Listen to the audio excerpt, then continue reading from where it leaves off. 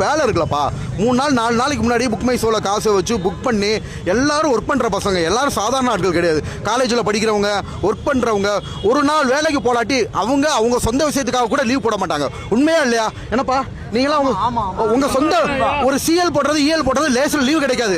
கஷ்டப்பட்டு தான் வேலை பார்க்குற இடத்துல வந்து லீவ் சொல்லி வந்திருக்காங்க. அப்பேற்பட்டவங்களுக்கு வந்து இந்த 9 மணி ஷோ நடக்கலாட்டி அவங்களோட நேரம் வேஸ்ட் ஆகுது, பணம் வேஸ்ட் ஆகுது.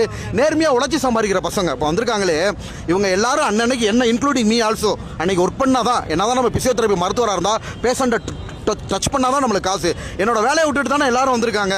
அப்போ வந்து எல்லாரோட வேலை முக்கியம், அவங்களோட எதிர்பார்ப்பு முக்கியம். இதுக்கெல்லாம் காரணம் சூர்யா சாருக்காகவே வந்திருக்காங்க. அந்த ஒரு ஏமாற்றம் கிடைக்கவே கூடாதுப்பா. அதாவது படம் ஓட விடாமல் தடை பண்ணால் கிடைக்கிறவங்களுக்கு பணம் வந்துருமா? கிடையாது. அதை ஓட விட்டு அந்த லாபத்தில் வந்தால் ஓகே. இது வந்து பார்த்தீங்கன்னா ஆக்சுவலாக அந்த டயலாக் சொல்லக்கூடாது. நான் இது பேசினாலும் வைரல் ஆயிடுது. அவங்களுக்கும் யூஸ் இல்லாமல் இவங்களுக்கும் யூஸ் இல்லாமல் போயிடுது.